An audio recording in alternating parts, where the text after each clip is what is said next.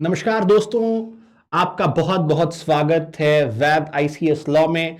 एक बार फिर से तहे दिल से हम आपका स्वागत करते हैं, खैर मकदम करते हैं, मैं और बीके दुबे सर और हमारी सीरीज केस क्रक्स, जिसमें हम आपको बताते हैं भारत के संवैधानिक इतिहास के और अन्य विधियों के सबसे इंपॉर्टेंट जजमेंट्स, जिसमें अब तक हम लोगों ने 2 जजमेंट्स पर डिस्कशन कर लिया है और आज जिस तीसरे केस पर हम लोग डिस्कशन करने वाले हैं, हर कॉन्स्टिट्यूशन का स्टूडेंट, हर लॉ का स्टूडेंट इस केस को बिना पढ़े ना तो कभी भी फंडामेंटल राइट को ठीक से समझ सकता है और ना ही जो हमारे संविधान का बुनियादी ढांचा जिसे हम कहते हैं डॉक्ट्रिन ऑफ बेसिक स्ट्रक्चर, ना उसको जान सकता है। यानी कि आप समझ गए होंगे आज जिस केस पर हम और सर इस पर बातचीत करने वाले हैं वह केस है IC Golaknath versus state of Punjab 1967, यानी कि IC Golaknath versus state of Punjab 1967। और यह तब चर्चा में आता है जब ये 11 जजेस की बेंच, यानी कि 11 जजों की कॉन्स्टिट्यूशनल बेंच इसमें अपना फैसला देती है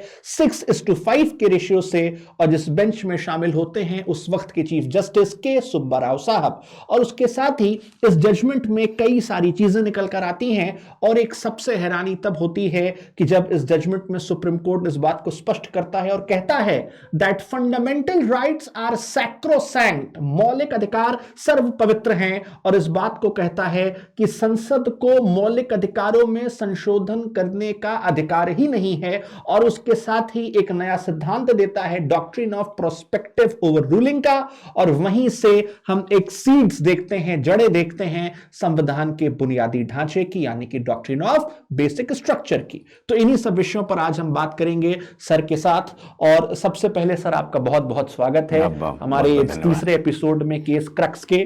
तो सर ये IC Golaknath versus state of Punjab, sir ये एक केस आता है जिसमें 11 जजेस कॉन्स्टिट्यूशनल बेंच की फैसला देती है। जी बिल्कुल बिल्कुल। तो सर आखिर ये क्यों सुप्रीम कोर्ट के उस वक्त की खंडपीठ ने फंडामेंटल राइट्स में संशोधन करने से ही मना कर दिया? सर क्या पूरी कहानी सर क्या है हमारे यंग लर्नर्स के लिए, हमारे व्यूअर्स के लिए, तमाम चीजों के लिए? देखिए, ये जो सीरीज हम लोगों ने स्टार्ट किया था, ये सीरीज हम लोगों ने एक गोपालन केस से स्टार्ट किया था और उसके बाद हम लोग शंकरी प्रसाद की चर्चा की।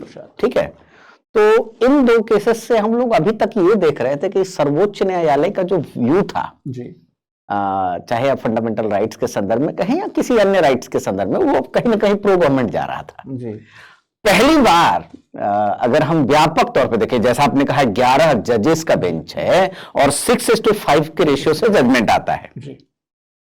यहां हम लोग पाते हैं कि अब एकदम स्टैंड डिफरेंट हो चुका है। समझने की कोशिश करिएगा कि अब सर्वोच्च न्यायालय इस स्थिति में आ चुका है कि इंटरप्रेट करते हुए उन्होंने लॉ को कहा कि what can not be amended is fundamental right.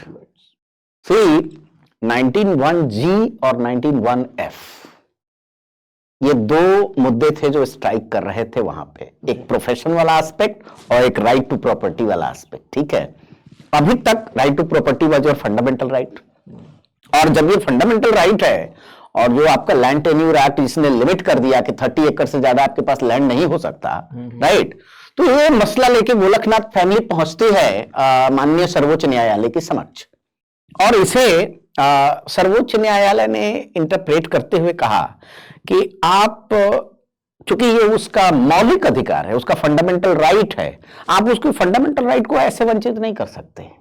और ये इंटरप्रेट करते हुए उन्होंने यहां तक कह दिया कि it is sacrosanct, it is sacrosanct, right. तो ये अच्छा, यही नहीं, अभी सर्वोच्च न्यायालय यही नहीं रुका। अब चूंकि जब देखिए कोई लॉ आता है तो लॉ का ओवर रूलिंग जो कैपेसिटी होती है, एक होता है ओवर रूलिंग ऑफ जजमेंट और एक है doctrine of prospective over ruling. तो प्रोस्पेक्टिव रूलिंग ओवर रूलिंग का जो इफेक्ट है वो ये है कि ये पीछे के मामलों को डिस्टर्ब नहीं करेगा, बल्कि ये आगे से प्रभावी होता है, और ये doctrine of prospective over ruling इन्होंने इसमें दे दिया। ठीक है, लेकिन ओवर रूल का एस्पेक्ट देखें तो ये कहीं पीछे भी अटैक करता है ना, तो वो पीछे ना अटैक करे, पीछे की चीजों को प्रभावी ना करे, रादर आगे से बातों का ध्यान रखा जाए, इसलिए इन्होंने doctrine of prospective over ruling तक की चर्चा इसमें कर दी।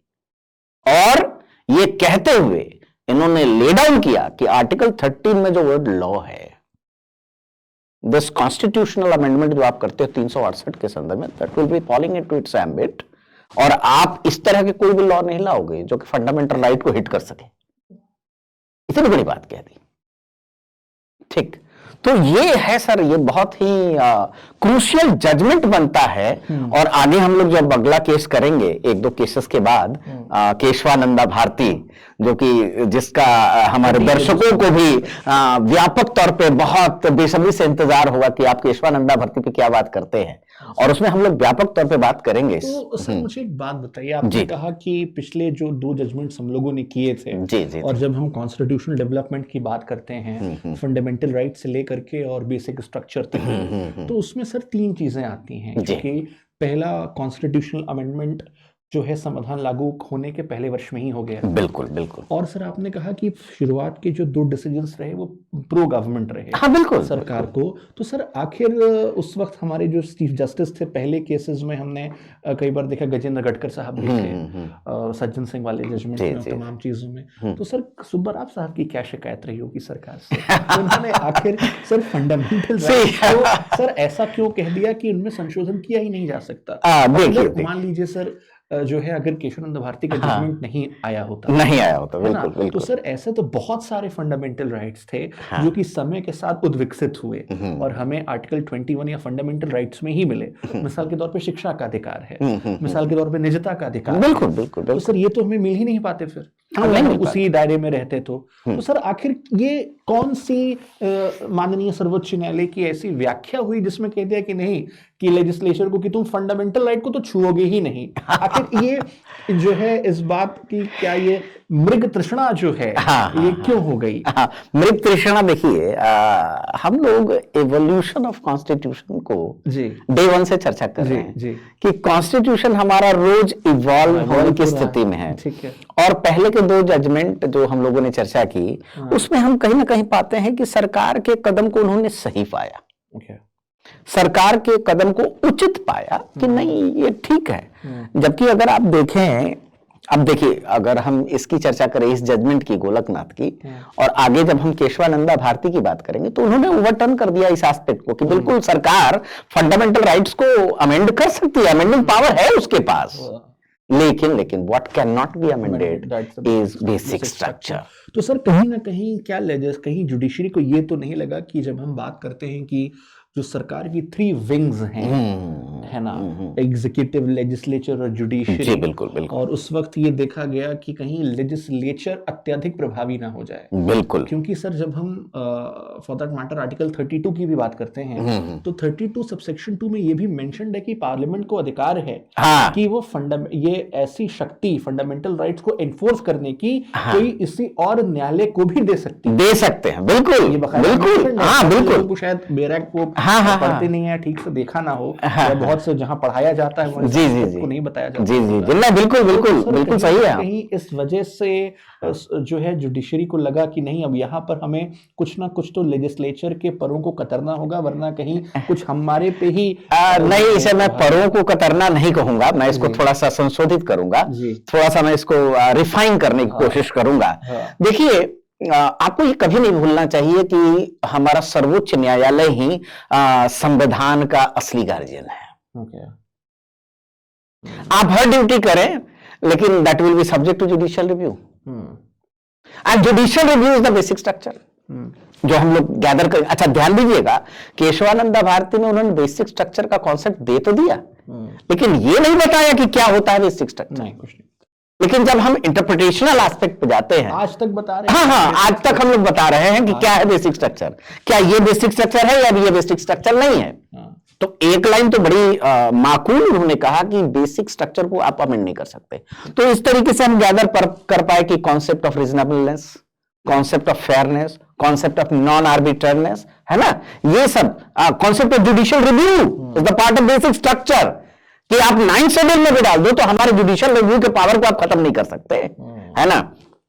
तो देखिए, हर बार ये मैसेज ये ना चला जाए, और in the interest of justice of the case, क्योंकि देखिए, तब तक आप एक बात का ध्यान करिए कि सरकार ने अभी तक डिलीट नहीं किया है आज राइट टू प्रॉपर्टी को आपने फंडामेंटल राइट नहीं रहने दिया, उसको मेयर कॉन्स्टिट्यूशनल राइट बना दिया in the form of article 300A। लेकिन उस समय तो था 19 में पड़ा हुआ। तो कहीं ना कहीं जब फंडामेंटल राइट है, मौलिक अधिकार है, और मौलिक अधिकार से कोई वंचित हो रहा है तो उस आधार पर वो चैलेंज कर सकता है, और उसी आधार पर उसने चैलेंज किया। आप अगर चाहते हो कि फंडामेंटल राइट जो कि मौलिक अधिकार उस समय था उसको आप बदलना चाहते हो, तो पहले आप 300A में लेके आए होते, और तब अगर सुप्रीम कोर्ट कहता तो हम कहते कि जबरदस्ती पर कतरा जा रहा है। लेकिन ये प्रॉपर जुडिशियल रिव्यू का एस्पेक्ट था, और उस समय की व्याख्या की मांग थी जो उन्होंने पूरा किया, और ये कभी नहीं भूल रहा है कि यही आधार बना केशवानंदा भारती का।